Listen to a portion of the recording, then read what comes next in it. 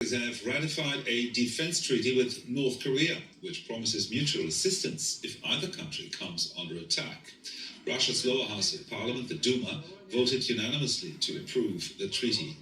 Russia's upper house is expected to follow suit.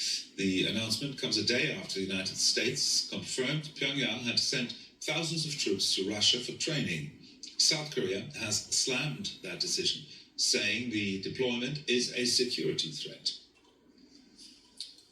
Now let's bring in journalist Kimjungun. She's the lead correspondent at NK News and editorial director at Korea Pro, based in Seoul. Kimjungun, South Korea has been urging an immediate withdrawal of North Korean troops from Russia, citing its own security concerns. But North Korea has been aiding Russia with weapons since the beginning of the war. Why do South Koreans seem to be more worried now?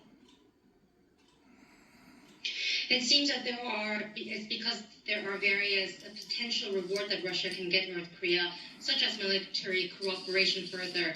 First of all, Russia could help North Korea with satellite launches, which failed many times, and more reconnaissance over South Korea could be considered a direct threat for Seoul. NK News recently found that North Korean soldiers were looking at certain satellite imagery commercial that appeared to be classified South Korean command. So something like that could be considered more threat for South Korea. And they could also help North Korea with engines for missiles and space launch vehicles and modernize their older arsenal, and also further embolden North Korea by stabilizing its domestic situation, aiding economically. And less likely, but North Korea could learn better about real-life modern warfare, which could directly influence South Korea's tactic and the posture to a certain extent.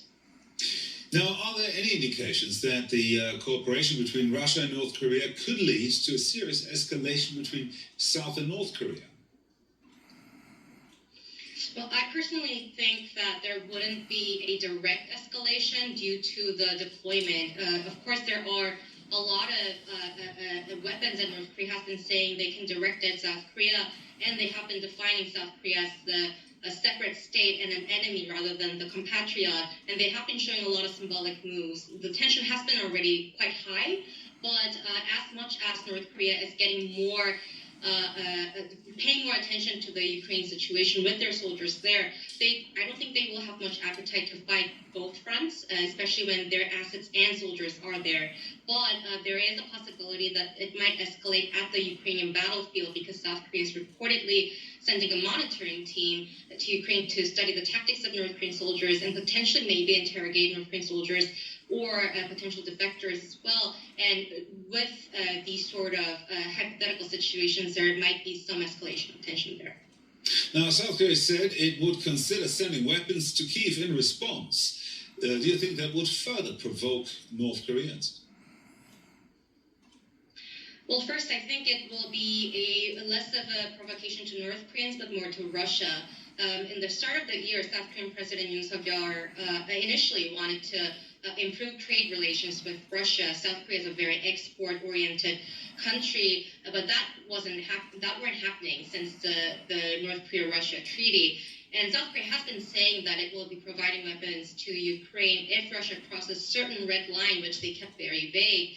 But now they are making it into offensive and defensive weapons to provide to Kiev potentially. So depending on how much they think that Russia crossed that red line, they will be providing step-by-step sort of deal for Ukraine. And for North Korea, would this be a provocation? Maybe if the South Korean weapons directly influence the North Korean soldiers, but not as much as directly compared to the Russia situation. The journalist Kimjungun in Seoul there, thank you very much.